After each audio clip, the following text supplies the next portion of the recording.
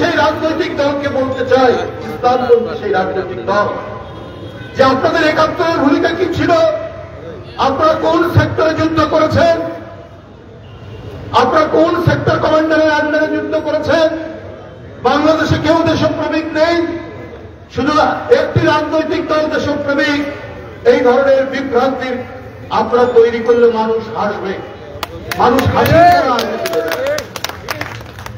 শেখ হাসিনা নিজের ক্ষমতাকে নিরাপদ করার জন্য, কন্টক মুক্ত থাকার জন্য এই যে বাংলাদেশে ৩০ লক্ষ মানুষ অকাতরে জীবন দিয়েছে, ২ লক্ষ নারী যারা নির্যাতিত হয়েছে, এই যে বড় অর্জনের মধ্যে দিয়ে এই যে স্বাধীনতা, এই স্বাধীনতাকে দ্বিতীয়বার কলঙ্কিত করেছেন পাকিস্তান হানাদার বাহিনীর শেখ হাসিনা।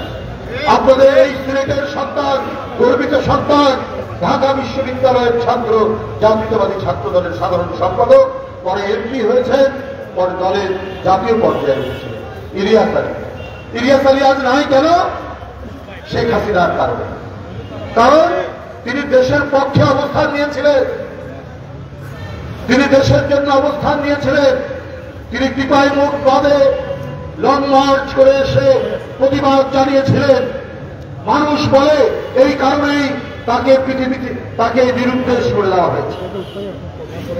এছাড়াও এখানে যে কত যুবদল ছাত্র দলের ছেলে ক্রস ফায়ারের শিকার হয়েছেন, গুমের শিকার হয়েছেন, তার কোন ইয়াত্তা নেই। এই ভয়ঙ্কর মানবতাহীন কাজ করেছেন 15.5 বছর শেখ হাসিনা।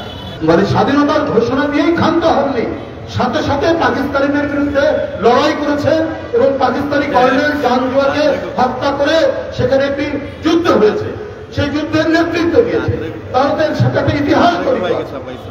তাহলে 3, 4, 5, 6, 7 এই বইয়ে মুক্তিযুদ্ধের একটা অধ্যায় থাকবে না মানে সেটার সাথে যারা প্রবাসী সরকার হয়েছিলেন পাকিস্তান আহমেদের নেতৃত্বে সেটার সাথে সেটাও থাকতে পারে, কিন্তু মুক্তিযুদ্ধের তো একটা অধ্যায় থাকতে পারে।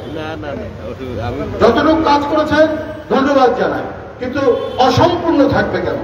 মুক্তিযুদ্ধ তো একটা বড় ধরনের ঘটনা। শেখ মুজিবুর রহমান স্বাধীনতার আন্দোলন করেছেন, সেটি একটি স্বাধীনতার জন্য একটি প্রাক প্রস্তুত হয়েছে। কিন্তু শেখ মুজিবুর রহমান বলুন, শেখ মুজিবুর রহমান তিনি স্বাধীনতা যুদ্ধের কোন বিশেষ ঘোষণা বা বিশেষ প্রস্তুতির কথা তিনি বলেননি, বা তোমরা সেই আহ্বান তো তার নাই। জোর করে যেটা বলেছেন, গায়ের শক্তি দিয়ে যেটা আহ্বান করেছে শেখ হাসিনা করেছে, সেটা ভিন্ন ব্যাপার। প্রকৃত ইতিহাস হচ্ছে এই যুদ্ধের ঘোষণা দিয়েছেন জিয়াউর রহমান এবং যুদ্ধ শুরু হলো 9 মাস। এর তো একটা অধ্যায় থাকতে হবে, সেই অধ্যায় রাখা হয়নি। তা আমি সরকারকে অনুরোধ করব, ইতিহাস, স্বাধীনতা যুদ্ধ, স্বাধীনতা সংগ্রাম নিয়ে আপনার পূর্ণাঙ্গ ইতিহাস হওয়া উচিত। একটি রাজনৈতিক দল আমি দেখলাম, এটা আমার বিস্ময় লেগেছে, যে দেশপ্রেমিক তারা আর সেনাবাহিনী দেশপ্রেমিক নিঃসন্দেহে, কারণ তাদের পূর্বসূরীরা এই বাংলাদেশ নির্মাণে জীবন বাজি রেখে যুদ্ধ করেছে, তারাই স্বাধীনতার ঘোষণা দিয়েছে। মেজর জিয়াউর রহমান অন্যতম একজন সেই সেক্টর কমান্ডার যিনি স্বাধীনতার ঘোষণা দিয়েছেন। আরো মেজররা যারা ছিলেন সেক্টর কমান্ডার সেই সময়, পরে তারা অনেকে জেনারেল হয়েছে, আপনার অনেকেই এর করতে হয়েছে। পরবর্তী পর্যায়ে আমরা দেখেছি জনগণ যখন অত্যাচারিত হয়েছে, সেনাবাহিনী জনগণের পক্ষে অবস্থান নিয়েছে। এমনকি 24-এর যে গণ অভ্যুত্থান, সেখানেও একটি উজ্জ্বল ভূমিকা রেখেছে। আমি সেই রাজনৈতিক দলকে বলতে চাই, ইসলামপন্থী সেই রাজনৈতিক দল, যে আপনাদের একাত্তরের ভূমিকা কি ছিল? আপনারা কোন সেক্টরে যুদ্ধ করেছেন? আপনারা কোন সেক্টর কমান্ডারের আন্ডারে যুদ্ধ করেছেন? বাংলাদেশে কেউ দেশপ্রেমিক নেই, শুধু একটি রাজনৈতিক দল দেশপ্রেমিক।